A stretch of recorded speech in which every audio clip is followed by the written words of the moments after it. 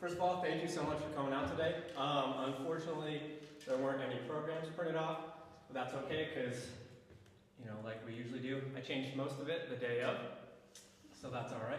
Let me get to the beginning, the introduction.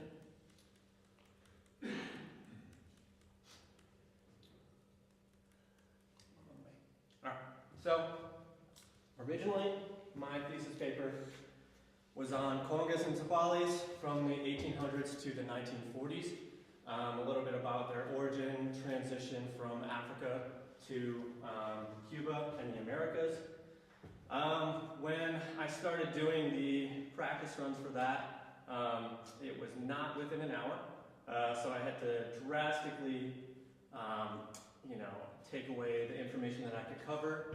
For one, for time, but also because even when I'm covering only 5 patterns of this culture, I'm still just barely getting it under an hour. There's people that have studied one of these subgenres for their entire life, and they still haven't learned, all of the information that can be learned. So even only looking at 5 patterns, I'm still kind of rushing through stuff. So I tried to make it a little more appropriate and try to not make it a disservice to some of these subgenres. So that original paper is available here. I don't imagine most of us want to read 75 pages, but that's okay. So instead of covering timbales and congas, as I mentioned, I'll just be covering congas. So the 5 patterns that I'd like to cover today are all in chronological order. So we'd start with the bembe, then we'd get to wawanko, and that's where I'd play a quinto transcription over here. And then our third pattern is Afro 6/8, which is still separate from bembe. And then I wanted to talk a little bit about some of the sounds that you hear during like mambo, son, and salsa, so that when I play my transcription here, it's a little easier for you to know what's going on instead of just listening for entertainment. You're actually kind of understanding some of the sounds that are happening. If we had time, I wanted to talk about some of the greats that influenced me and influenced the instrument. And then the 4th pattern is the son and timbal. And from that, I'll play a transcription from Giovanni Hidalgo. And then the newest in the chronological order is the songo pattern. And then after that, if we have time, I'd like to play a full ensemble because this music, again, isn't learned like this. It isn't learned how we learn in Western academia. So, everything is learned by rote, by somebody teaching you. Instead of having these transcriptions on paper and everything is boxy and square, just like Western academia, you're taught by somebody telling you what it is. And it's the active communication between the performers that kind of is the lifeblood of this music. So again, I thought it'd kind of be a disservice if there wasn't a live ensemble moment. So that being said, I am trying to rush through stuff because I want to try to cover everything. I'll start right away. So, just a couple terms that I'd like us to be able to understand me talking about today. Most of them are pretty self-explanatory, but there's the conjuro, somebody plays congas. There's the bongacero, somebody plays bongos, and the timbalero, somebody plays timbales. Other than that, some important terms that I want us to know is the hembra and the macho, and for bongos and timbales and claves, that just means the 2 sizes of the instruments. So the bigger instrument is referred to as the hembra, is referred to as the hembra, and the macho is the smaller and the higher pitched instrument. So hembra meaning female and male meaning male. It's kind of funny that the hembra is the bigger one and the male is the small one. But other words that I might mention here and there is lucimi, which is the lucimi tradition is of the Yoruba people of Western Africa. We'll get to that in a little bit. And most of this was for if I was talking about timbales and congas. And I would have mentioned a little bit the bongos as well. So the martillo pattern is, the basic pattern for bongos. Then under the martillo, I'll talk about it a little bit as well. We have the quinto, the tres dos, and the salador, and then the tubadoro. I'll go over some of those sounds. The other few words that I also want us to know and recognize is tumbao. And tumbao can either be referenced in like the bass, the string bass tumbao, or the song pattern tumbao on the congas. Then most of the times that I'll reference montuno, that will be in reference to the improvised passage of a rumba, but I think there's only one piano player in here. But also the piano montuno is also extremely recognizable as well. In most contexts today, I'll be referring to it as the improvised passage in a rumba piece. And then the last one is the campana, which if we had a bongocero playing, that's the cowbell or the bell that the bongocero plays. So not too much, most of them are pretty self-explanatory, and the ones that aren't, I'll get to in just a little bit. Moving on. In terms of just like brief history overview of Cuban music, because most of these slides I'm going to try to get through in about 2 minutes so that I'm not talking the whole time. Again, that's because this music is about playing. The communication isn't really, you play this here, it's I'm playing this, they respond to that. So I want to be able to play as much as I can. But in terms of the brief history of Cuban music and what I'll kind of cover, it's kind of a conglomeration of 3 different cultures. There's the Native American, African, and European. The latter 2 are by far the most influential, European and African. And then just based off of Cuban music, it kind of breaks down, like most genres do, into 2 separate categories. So there's like the folkloric, so the old, and the popular and the modern. And I'll try to delve into each sides of those for the 5 patterns that we'll talk about today. Some of their applications and use within the Cuban and folkloric traditional band setup. Brief history of the congas. I'll talk about it a little more when we get to the bembe. They were first used by the Yoruba people as a result of the bembe ceremony within the Lucchini tradition was a little less serious, so it started to develop and like allow the use of congas rather than bata drums. And this also talks about a little bit of history. What they were before is they were made out of cowhide or animal skin. Now we have, since 1955 with Remo, we have synthetic heads. And it makes it way easier to tune, so it's just how you just crank these sidebars up. Rather than with the animal heads of the old drums, you had to put it over a fire to try to get the moisture out, to be able to manipulate the frequency and the sound of the head. So obviously way easier to tune and use synthetic heads. They're much more durable. Some traditionalists argue that the animal skin sounds better, but the synthetic heads really just trump any advantages of the animal skins for the sake of their durability. It's a lot easier to play inside and outside. They hold up much better. Cool. This is Giovanni Hidalgo. I'll talk about some of the setups for the 4 drums. He's a lefty, so he's opposite of me, and he's missing a couple fingers. Doesn't have to do with much, but cool. So the orientation and the setup of the drums. If we're doing a 4-drum setup, which I'm doing for 2 of my setups, from high to low, we first have the quinto drum.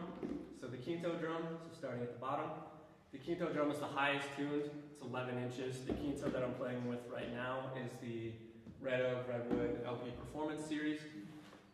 Moving down is the conga and the tres dos. For today, I'll pretty much refer to it as the tres dos, so that when I'm saying congas, that doesn't get mixed up. So the tres dos is 11.5 to 12 inches across. Again, for the tres dos, I have the Darkwood LP Performance Series.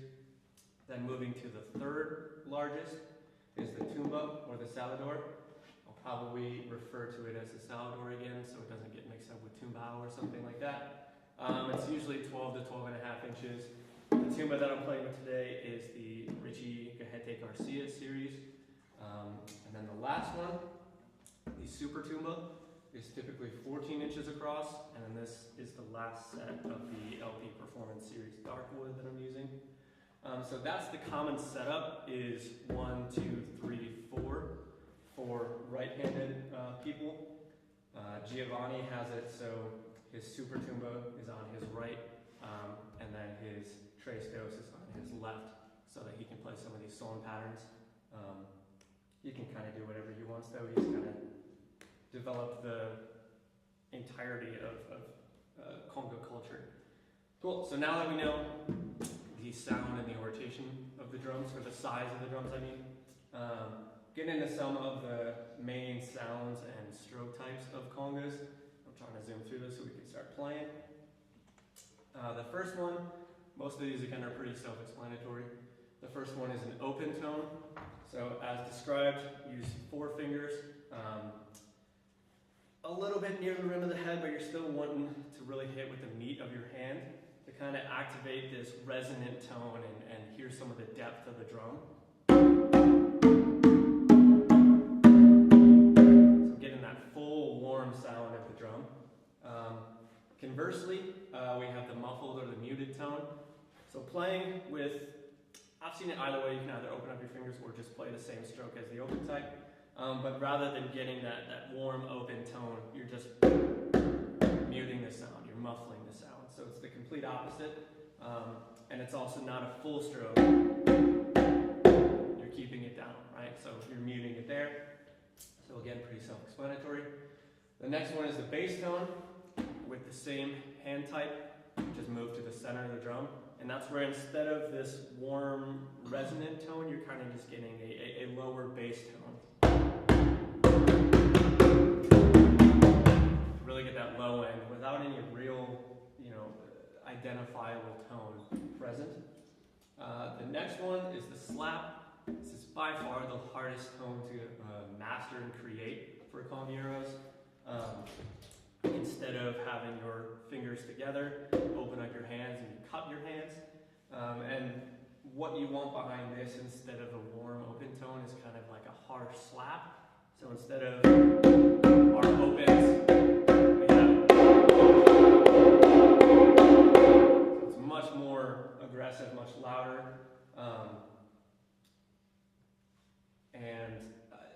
That's why it makes it the hardest, is because of the hand orientation.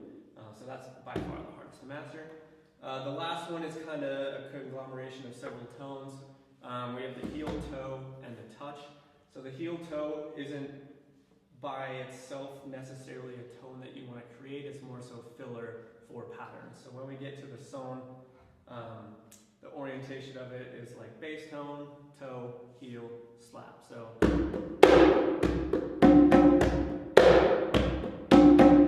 it's not really there for the intent of creating good sound. It's more so filler, filling in the resonant or dead or bass tone sounds of normal patterns. So those are the 5 technical main sounds of congas. You can, going back to number 4, going back to the slaps, slaps are mostly designated for the quinto. There are instances where you can play it on the tres dos, like for the bembe pattern that we'll get to in a little bit.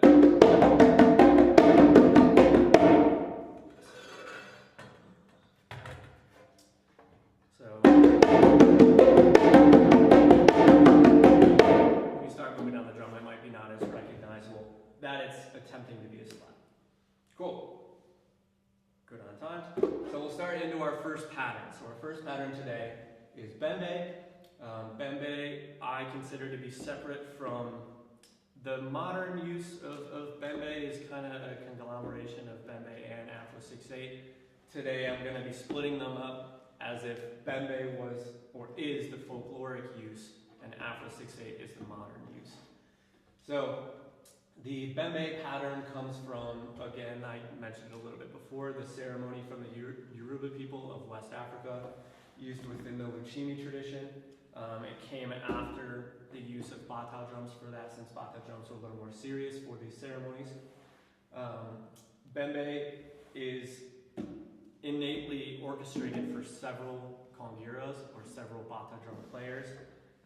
As we start moving down the line in chronological order, we'll start to see the need and the call for one player to be able to replicate all of those sounds that a typical bembe ensemble would be able to do. So orchestrated for several congas. Just real quick, the types of bata drums, because this is super interesting. There's 3 different sizes of bata drums. The largest one on the right here, is the iya, so it's the mother. For the next video that we watch, the mother is the one that's doing most of the communication for most of the drumming. The one in the middle is the itotele. It's not the father or baby, it's kind of translates to like the one that follows the mother, so that's a little looser. But then the timekeeper, I'd say, is the smallest, the okonkolo, and that's referred to as the father and the baby. And in the next video that we're going to watch of some bata drumming, you can hear how much communication the mother is doing, and then the time is really kind of kept with the okonkolo. So with this video,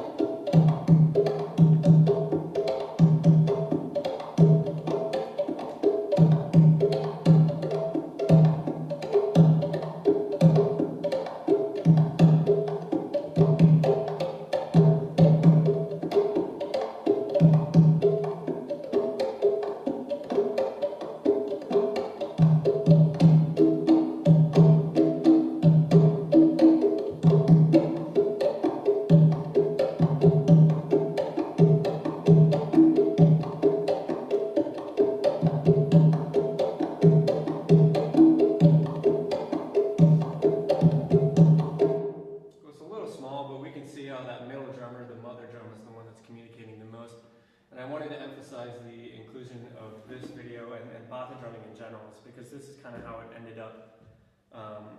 Some of the conga parts ended up with a lot of the ostinatos that they ended up playing was because of the influence of the bata drums that came before. Go back real quick. And if we were to continue watching this, they start to speed up and the communication between drums starts to develop a little more. And again, with wanting to include this because of the ostinato patterns that I think are important, this is also showing like the active communication between these drummers, and that is innately such an important part of the Cuban music that ends up developing after this as a result, particularly in the 3 rumbas. So moving over from Africa to Cuba because of the transatlantic slave trade of the 19th century, there's a lot of examples of bembe being played with Cuban descent, still being played with bata drums, but with Cuban descent, and we can hear the influence of the influence of the wataka. So I want to listen to this real quick, if I am able to.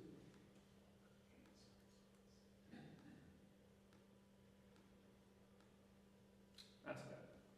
So essentially, what it was showing is the wataka started playing what later is referred to as the cascara or the 6/8 bell.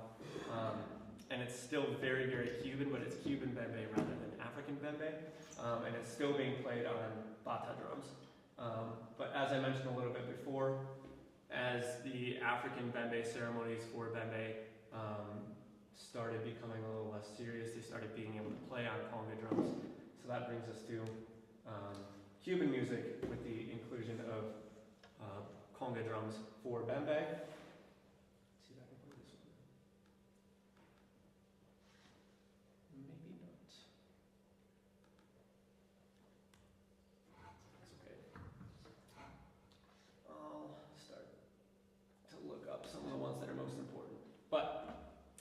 This listening example, as I said, it's the San Crespol gourd ensemble, and the influence and the presence of what then was the wataka, which is like a hoe blade that they would play through the 6/8 bell clave, now moves to what is referenced as the caskura.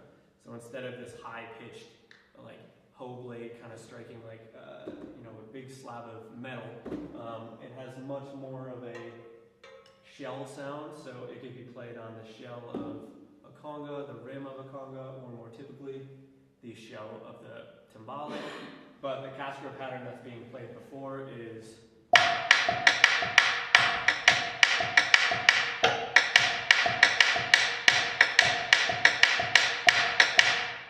so that's the caskura pattern for the triplet variation. So we'll talk a little bit more about how these bembe feels are triplet, typically 6/8, 12/8 triplet, however you want to refer to it, and a lot of the other clave feels are going to be more duple. So going off of that, that's where we start needing to know what claves are and the importance of clave within Cuban music. This first clave, the 6/8 clave, what I was playing before is technically the 7-note variation of the 5-note clave. And all that means is I'm just adding emphasis to those notes. The clave, the 6/8 clave alone just sounds like.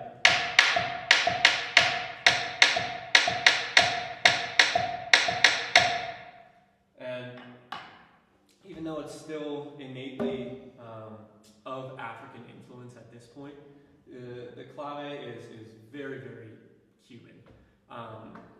A lot of anthropologists have kind of tried to understand where clave has come from, and the loose understanding is that it came from, there were Cuban workers that would unload and load ships, and slabs of wood would fall off the side, and they'd kind of use these as the claves and tie them together with a little rope, but it's not super clear where clavia came from. That being said, the clave is undoubtedly synonymous with Cuban music. Again, it's kind of synonymous with the feeling of life for Cubans within Cuban music. So the presence of it is extremely important. And like I said, even though it is of African influence, it's very, very, very Cuban as well. So this brings us to the first pattern for bembe and congas, and having seen all that stuff on bata drums. Some of the ostinatos are a little more present when the modern call for bembe, instead of having several congueros, is one player. And I'll keep referring to the importance of the modern use because, especially for percussion, you're called to a gig and they're expecting you to be able to replicate and play all of those parts rather than, having to pay 3 or 4 percussionists. They want you to be able to replicate it. So a lot of the patterns that I'll play, I'll try to accommodate with the left foot clave, because that's what I would try to do in a modern setting. So this bembe pattern that I played a little bit earlier sounds like.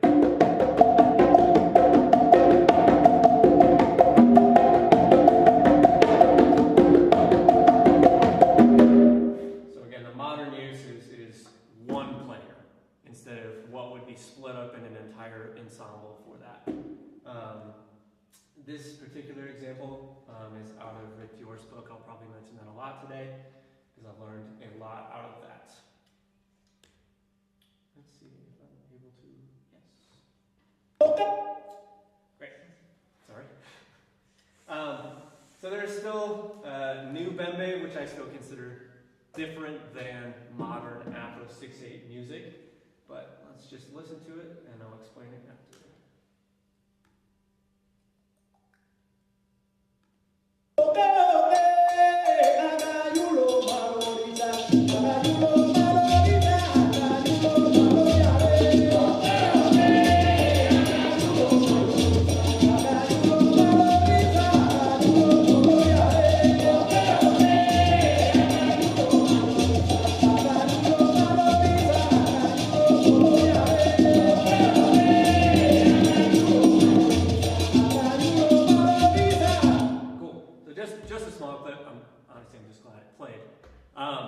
But this is kind of one of the first examples too of the presence of the call and response.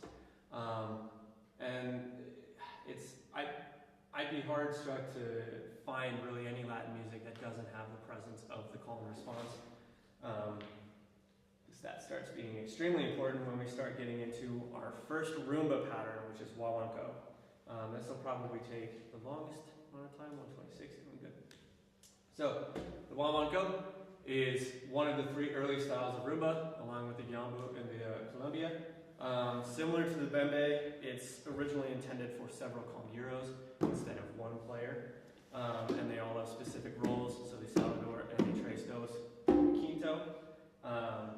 As long with having folkloric and modern applications, there's kind of 2 main melodies of the folkloric wawanko. That is the Havana and the Matanza styles. And then lastly, last thing that we'll try to cover in this is the presence and the understanding of the rumba clave. So starting with the rumba clave, in comparison to the 6/8 bell and the 6/8 clave, almost identical. If we took away the time signature, it looks pretty much the same, right? This is the first duple clave that I was talking about, 1 of 2. So there's the rumba 3/2 and the rumba son, the son clave. I mean, the only difference between the rumba and the son is the manipulation of the note on the beat 4 and of 4. So with a halftime note, this 3/2 rumba clave sounds like.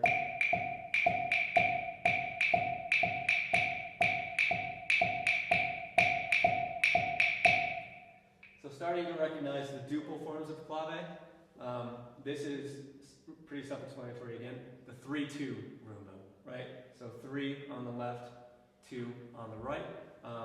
Comparatively, you could easily start this as a 2/3 rumba clave and just start on the second pattern, right?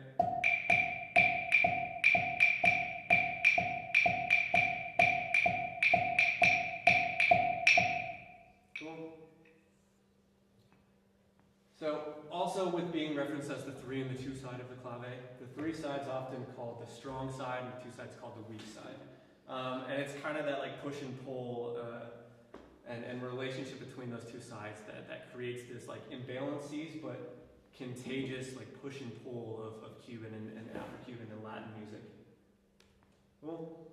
The first listening example for the Havana style melody of wawanko. This is probably the more recognizable for people that don't know congos or wawanko melodies. This sounds like.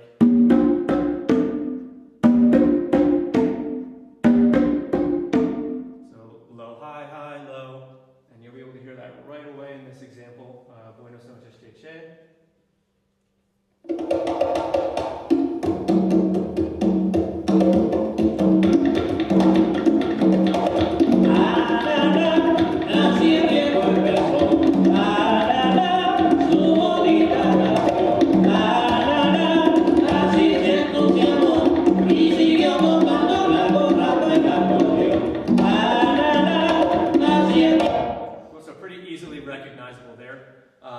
With the rumba clave as well being accompanied. The next listening example for the Matanza, the only difference between the Matanza and the Havana wawanko melodies is there's one less quinto melody now. So instead of we have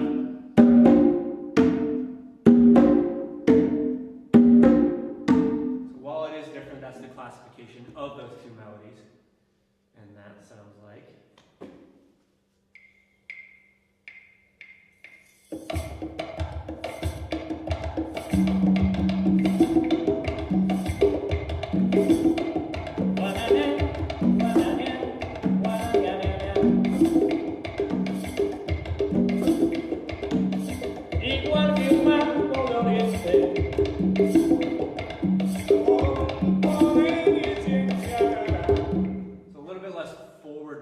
Movement, I think, but I think there's more communication going on between the players. So it is a subtle difference between the melody, but there is a difference, and that's what I wanted us to understand. Cool. So now in terms of the modern application for one conguero versus several players, which I'll talk about in a second, you're kind of expected to replicate that conga melody as well as play a rumba clave in your left foot. So that sounds something like.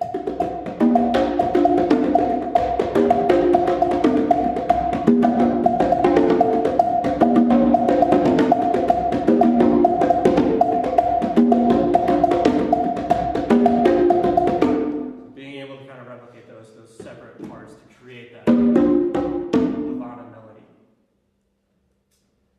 So starting to delve into a little bit, I want to talk about what each drum would play within a wah-wah-co setting.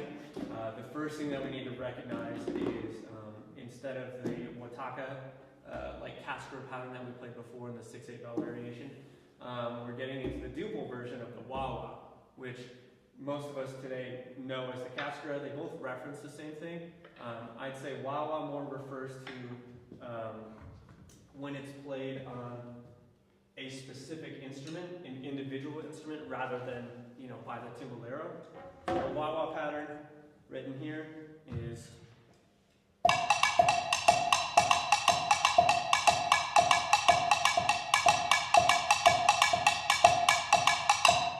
that's the wah-wah pattern, which most of us, like I said today, would recognize as the Castro pattern. The wah-wah before was a little bit of a different sound. And the Castro now just refers to the shell. I keep looking like the timbales over there. Most often played by the timbalero. But again, for a modern application, you can ask your conguero to do it potentially.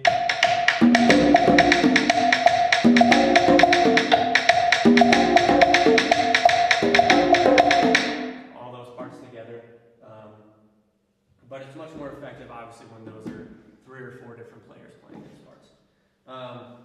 One of the good examples for the wah-wah and the fact that it can kind of be played on any wood surface and it'll sound great. Dr. Willock and I really love this example of the Cuban Yando 2017 wah-wah-co festival, and you'll see this guy in the back is just playing on the LP Performance Series wooden chair. And it sounds great. It sounds great.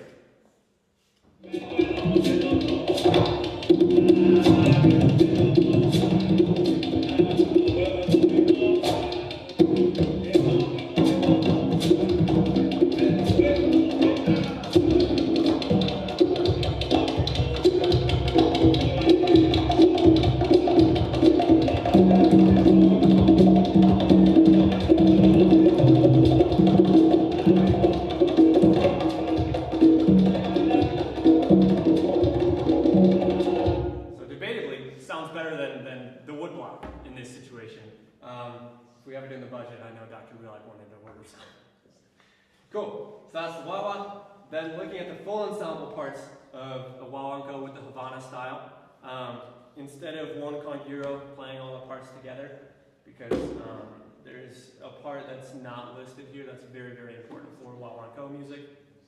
But looking through here, we already understand the top is the 3/2 rumba clave.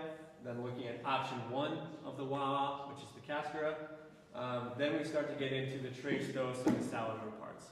So it's the relationship between the tres dos and the salador that creates that Havana melody. The bottom's a little bit cut off for you, but starting with the salador part, the only open tone that it's playing is the open tone on beat 4.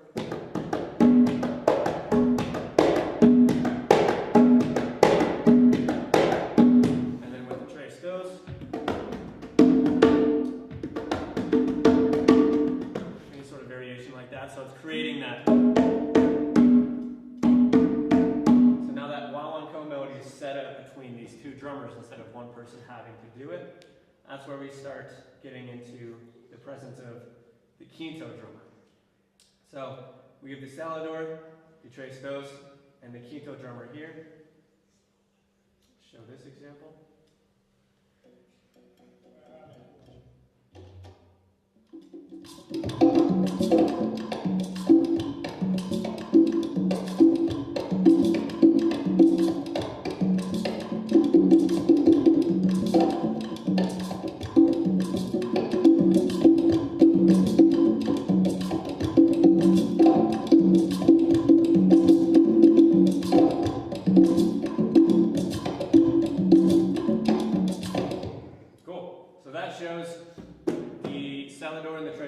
of laying down that part, and the quinto is kind of just playing all these non-repetitive patterns, and that's what we'll get into. Is the quinto player. So the quinto player is completely separate. Instead of playing repetitive patterns, the high-pitched conga is actively communicating with the dancers and singers of the rumba. And this is kind of one of the most important aspects of Wabanco rumbas. And there's a really great video from 1985 that you can see that it's a little bit delayed because there's reaction time involved. But the quinto player is trying to replicate and mirror some of the sounds that the dancers are doing. And that's the idea behind quinto playing. So quinto playing can only be so traditional when there's not a dancer to play for. So in the setting that you just saw before in that controlled video, it's kind of up to them what kind of patterns they want to produce. But typically, all of the patterns that they'd be producing are dependent fully on what the dancer and what the singer are doing. So this is a great video for that.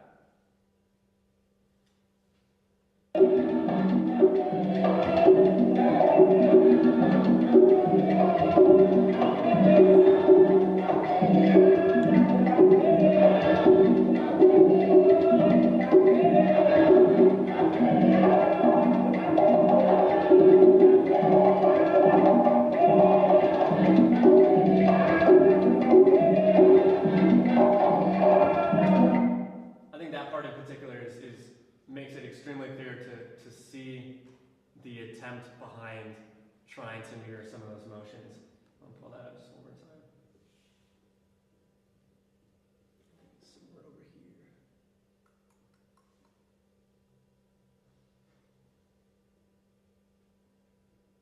That's okay. But you can kind of see when they were doing like the little salsa moves, he was trying to replicate that, and then some of the more subtle moves from side to side was a little easier for him to play some more isolated notes and passages to be able to kind of be the volume for what the dancers are trying to create. Cool. And so for this, I can't talk about quinto drumming without playing something by Los Monaquitos de Matanzas. I think it's Lionel Torrite. That's the conguera for this, but this kind of shows, unfortunately, again, there isn't a live recording to show what he was playing with the dancer, but a lot of these patterns that you hear are just typical quinto riffs and quinto language, and a lot of the language, again, comes from these original members of Los Monaquitos. Yeah. Let me make my way over there. This is the first time I'll play, so if the audio is too loud, let me know after.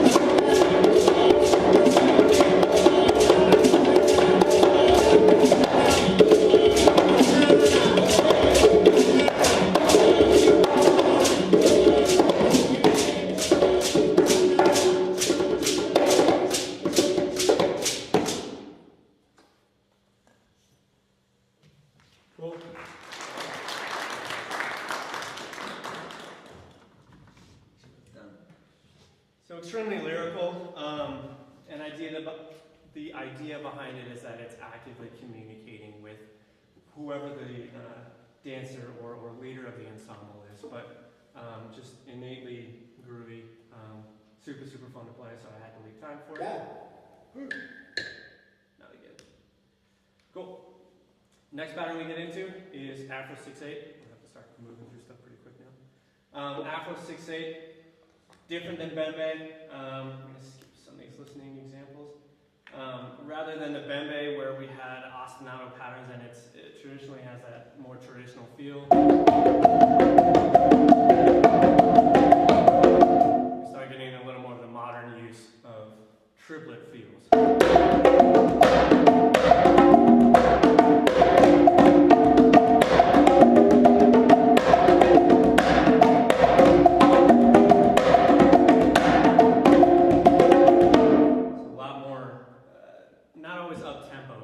Definitely has a little more of a modern aspect to it. Tito Puente has plenty of examples of this, and there is Afro 6/8 within Afro jazz and jazz. I'd say there's two differences though. There's like Tito Puente's example is the inclusion of a drum set kind of innately makes it Afro jazz, but other players like Ray Mantilla, they will traditionally not have the drum set, and they'll have a timbalero and a congacero and a bongo player, but still absolutely being used in Afro jazz, just in different examples. Cool. Just real quick, a couple sounds of the mambo and so on and salsa. I'm kind of considering those all as one thing right now. Like I mentioned at the beginning, the montuno section, so there's the improvisation section, the tumbao in the bass, the montuno on the piano, the Castro pattern, so that wah-wah pattern that we were talking about. Then there's the bongo bell pattern, which real quick, I'm just going to talk about these without listening to examples. So we know that the clave is a part of it, then the second line is the Castro, then a traditional bongo bell.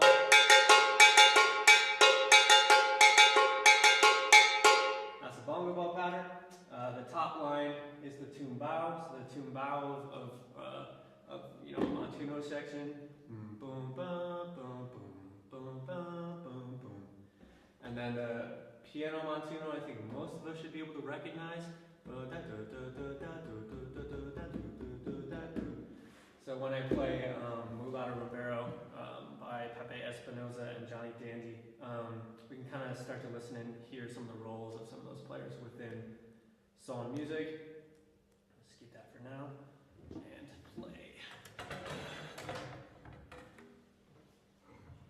Cool, so as I just said, this is Pepe Espinosa. This is kind of a good example of the melodies that a conga solo can contain, but also the chops needed to be able to play it.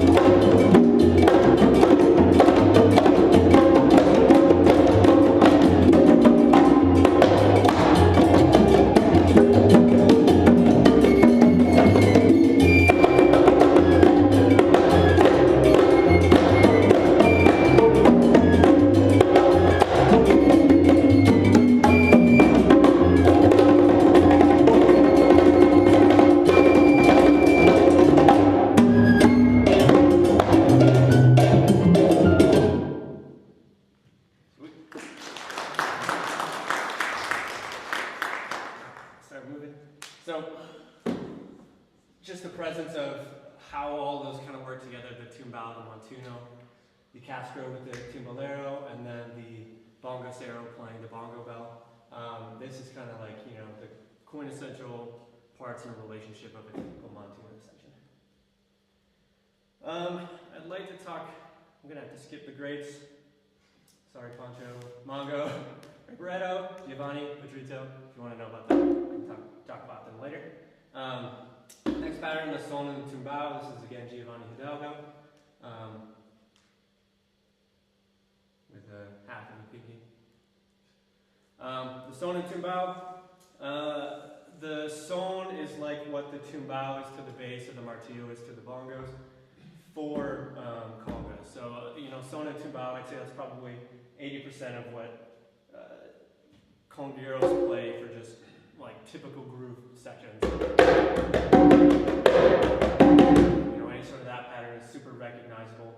And the amount of variations for son and tumbao, are endless. This is typically, again, associated with the son clave. I think that's right here. So instead of the rumba, which is on the end of 4, the son has the clave on beat 4.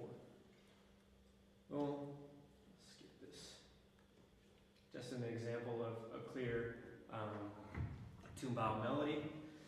And instead, I'm going to go over and play this Giovanni Hidalgo transcription, Soneros de Maderos. Again, kind of just shows his ability to create these super, super clear melodies within the drums. So again, let's just start playing.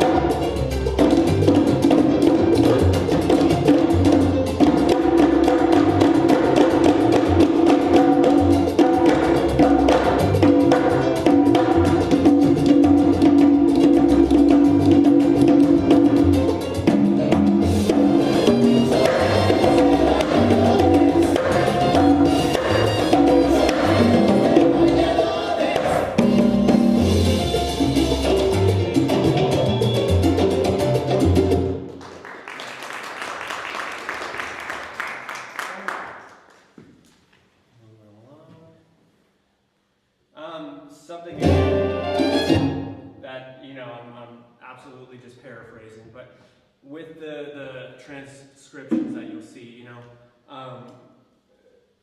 any of these transcriptions, rarely are they playing 1 band, 2 band, 3 band, or 1 2 1 2 2 1 2 2 1 4 2, right? It's this extended or open phrase, like it's talking, like a language. So the idea of putting in, pen to paper is again very, very driven by Western academia and having to have it, it has to be notated and it has to be, extremely clear, but none of those rhythms are clear. We don't talk we talk in an innately rhythmic pattern, but it's not even, right? That's the idea behind a lot of these solos. It's them speaking rather than them playing, one and two in or one triplet, two triplet. Cool. Song I'm just going to quickly go over. The last in the chronological order is Songo. The people that I had to talk about is Los Von Von, specifically like Quintino or Chanquito if I was doing timbales. It's kind of one of the, most important timbaleros that came out of this music. But Songo innately was a combination of like funk and rock patterns, and it kind of arose as a result of the song being popular from like the 1920s to the 1940s. So starting after that, Songo kind of became popular with the 2/3 song or the rumba clave. Typical Songo, shout out to Dr. Wheelock for this pattern. Typical Songo, a little more upbeat than what you would hear in the song, a little more rock inspired, a little more Western inspired. So playing with Los Von Von here, it just sounds, these patterns sound a little bit like this.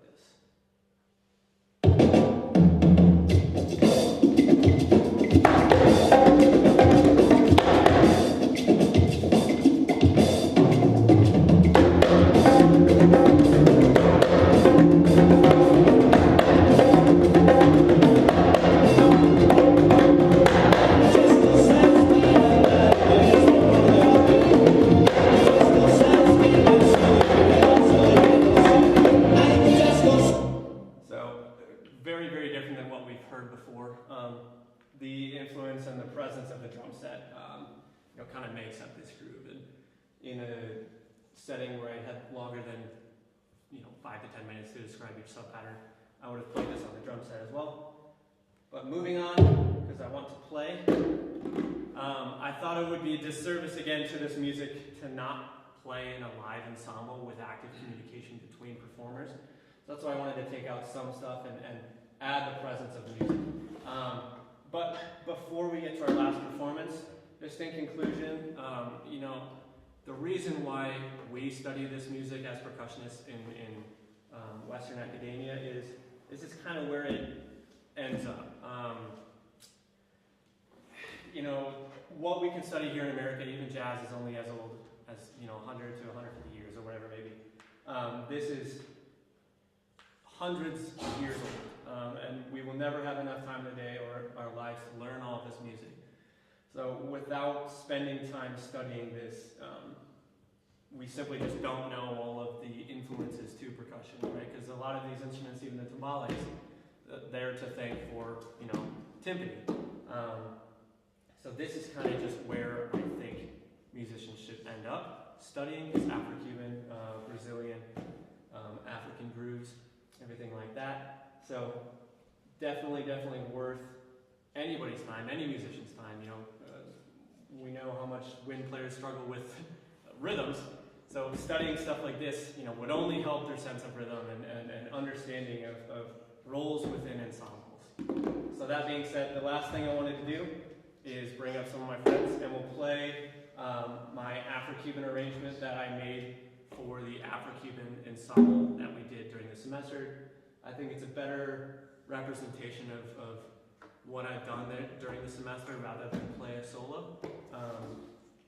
So with that, let's bring up some people and play some Afro-Cuban arrangements, and then we'll go.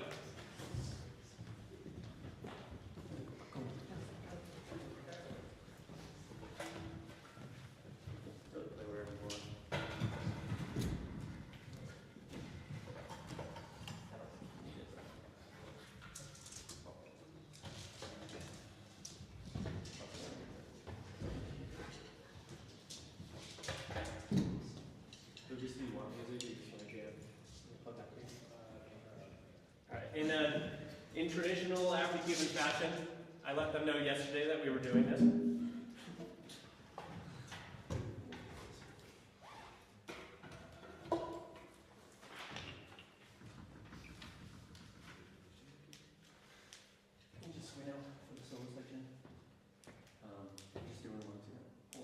price on industry.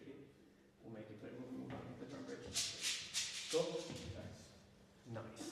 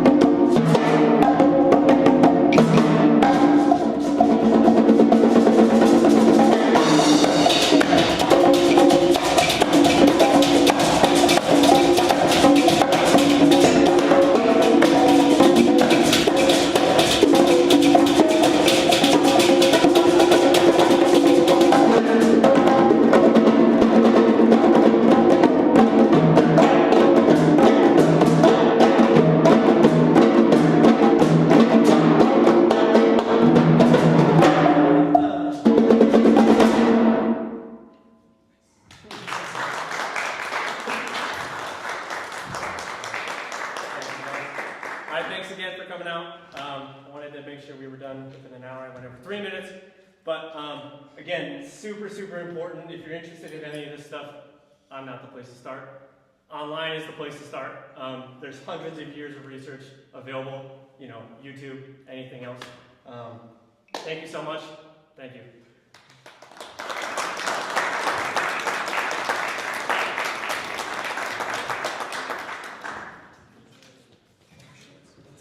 Oh, really?